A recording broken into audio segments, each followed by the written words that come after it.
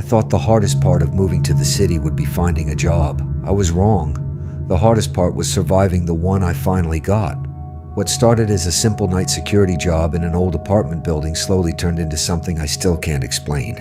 Because every night at exactly 3 a.m., something inside that building woke up.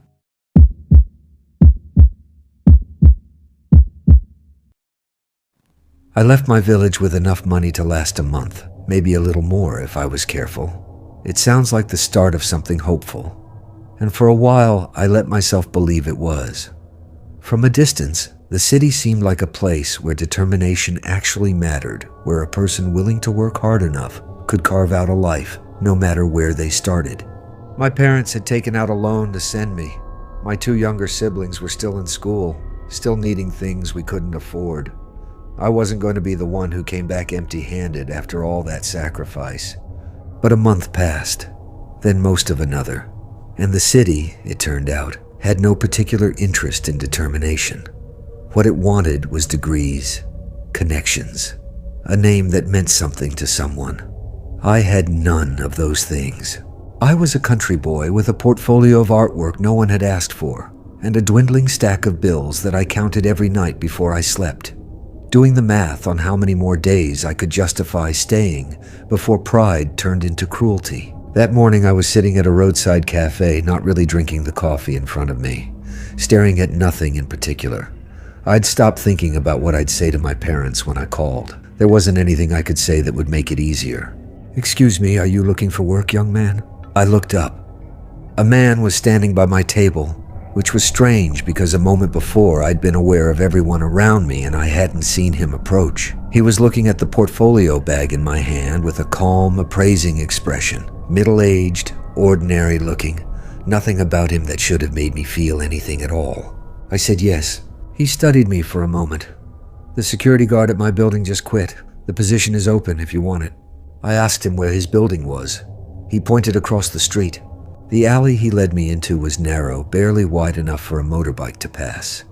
And even at noon, the surrounding buildings cut the light down to something thin and gray. I kept pace behind him and told myself the unease I felt was just unfamiliarity. New city, new neighborhood.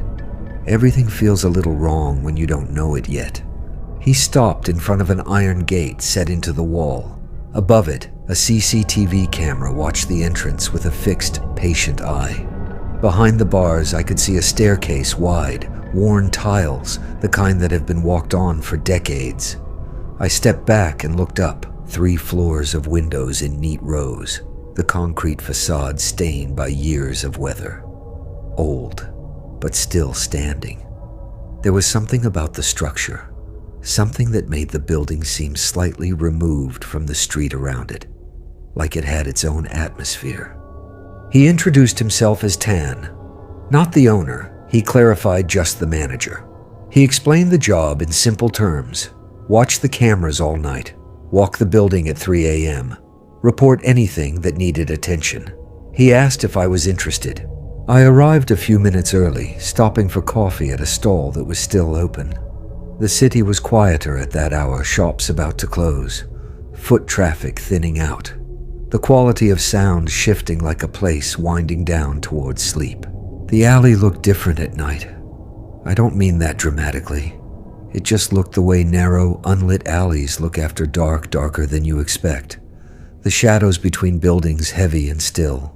I was wondering if this walk would bother me after a few weeks when I noticed a shadow in the corner. A young guy, leaning against the wall where the alley bent. He wasn't doing anything, not on his phone, not eating, not sleeping. Just sitting, watching me approach, with eyes that caught a little of the distant light but gave nothing back. Thin in a way that means something. Gaunt. The kind of stillness that isn't restful. I didn't stop. I kept my pace and looked ahead and didn't look back until I was sure I'd left him far behind.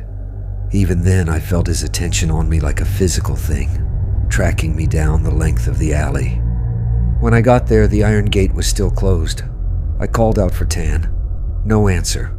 I waited, called again, and started getting that specific sinking feeling of someone who's been taken, who's pinned their hope on something that was never real. "Who are you looking for?" I turned. A boy, 7 or 8 years old, standing a few feet behind me with a red leather ball tucked against his chest. Black eyes, big and watchful, dirt and sweat on his clothes, the way kids get when they've been playing outside for hours. I told him I was looking for the manager. He shook his head, hadn't seen him. He said he lived here, pointing at the gate, that he was waiting for his dad to come home. I started to ask why he was outside alone at this hour, and then the gate opened. The sound it made heavy iron grinding against iron. A slow, protesting groan went through me in a way I didn't fully understand at the time. I turned toward it, and Tan was there, apologizing for keeping me waiting.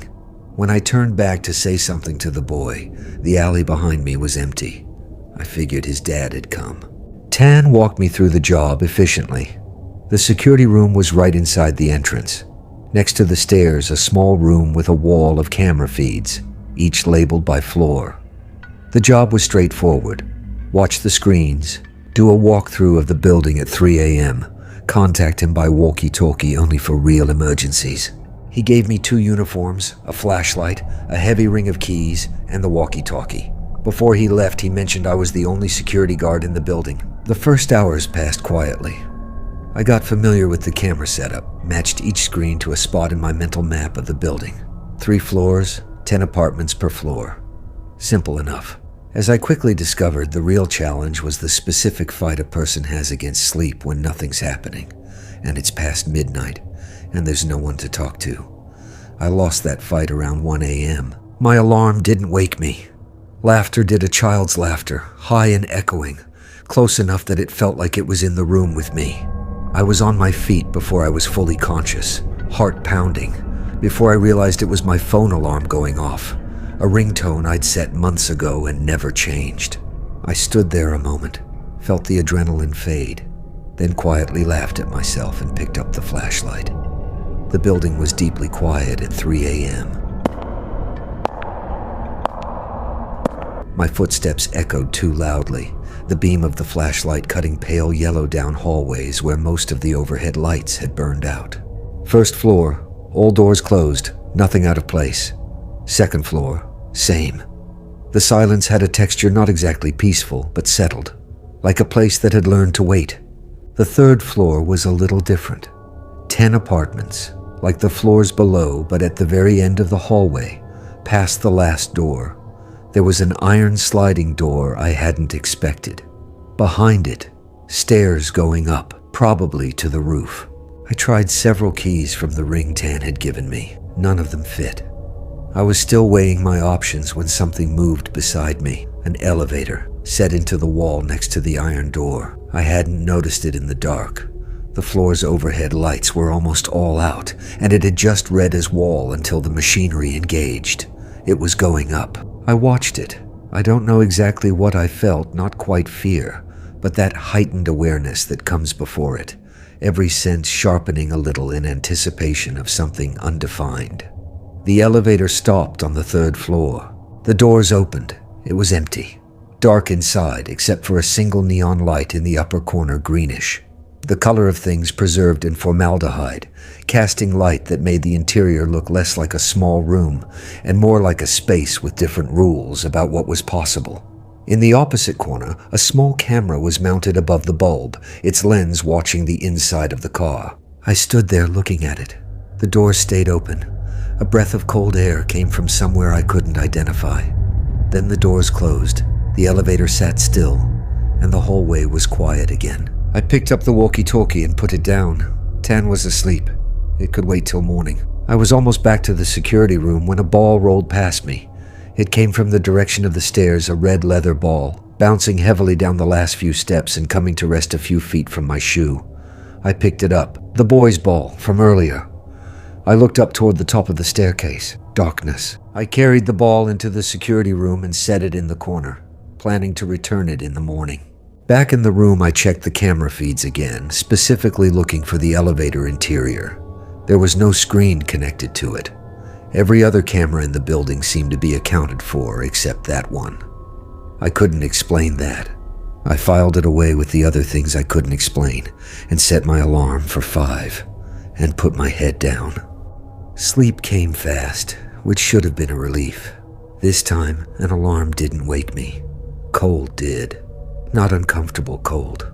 Wrong cold, the kind that bypasses your skin and registers deeper, in some older part of your nervous system that knows the difference between a drafty room and something else.